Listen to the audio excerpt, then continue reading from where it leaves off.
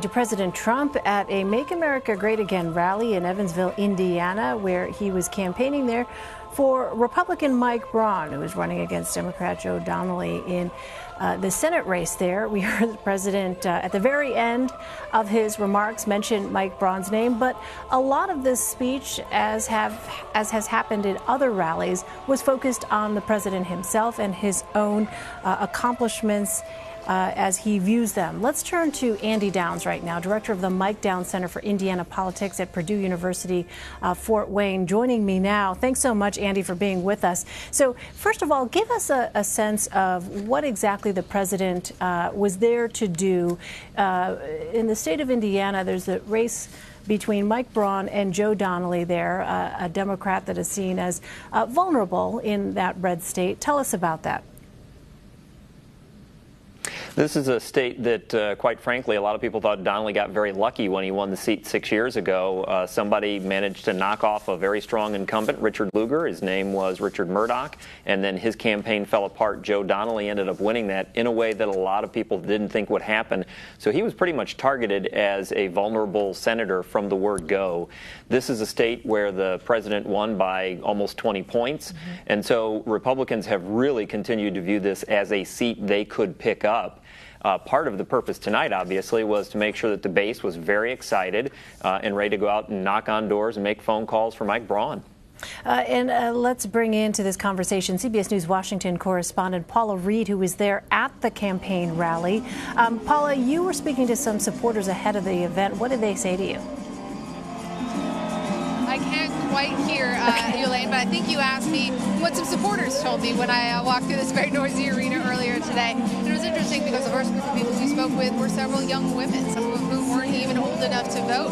But they said they were very excited to come out and hear the president speak today because many people in their family, their employment situations have actually improved.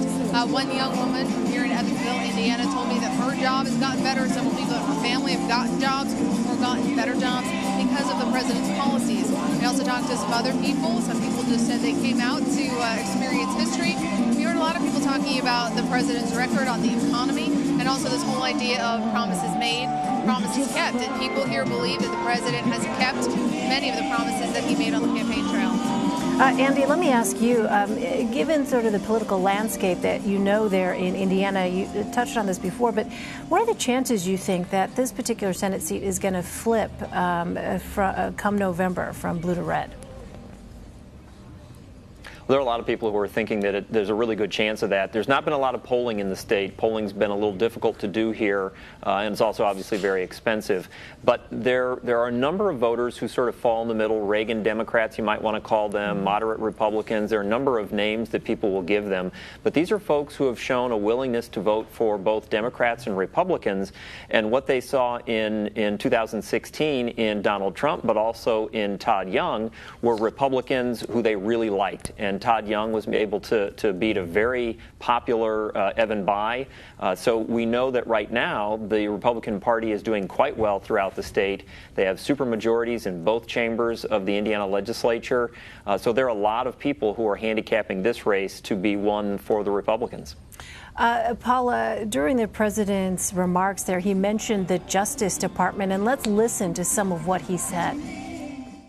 Our Justice Department and our FBI at the top of each, because inside they have incredible people. But our Justice Department and our FBI have to start doing their job and doing it right and doing it now. Because people are angry. People are angry. So it was interesting, Paula, no mention of the Attorney General by name, no mention of Special Counsel Robert Mueller. How did you interpret what the president said there? Well, you note there, he said that at the top of this organization, of the FBI, as part of the Justice Department, the Attorney General oversees both. And while you're right, he did not mention his Attorney General by name, but he's expressing his continued frustration with the Attorney General for his failure to investigate Republican allegations of anti-Trump bias within the Justice Department. And we know we reported this evening on Evening News that the president says the Attorney General's job is safe until the November midterms, but he can't make any promises about whether or not his job is safe any longer after that date. So you can see the president today, while he's not really getting into Jeff Sessions or Robert Mueller, his frustrations with his own Attorney General and his own Justice Department came across here in Indiana tonight. Well, Andy, the president mentioned a range of topics, including border security, the steel industry, and the Space Force. What do you think are going to be the defining issues that will bring people out to the polls in Indiana? That's a good question, because the economy is doing quite well here.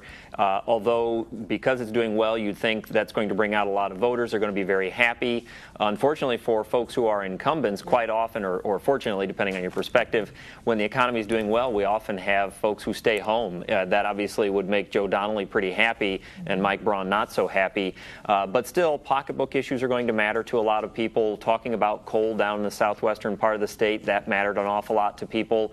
The tariffs are an interesting issue because we have people on both sides of that here. There's really going to be, I think, a lot of nuance to the message that will be the effective one to win on either side. And I think we see that to some degree with the president not really calling out Joe Donnelly specifically in a lot of the speech this evening. Right, and the president saying this election is about safety and this election is about jobs. Paula, this rally began shortly after Senator John McCain's funeral procession at Joint Base Andrews. Did that come up at all tonight?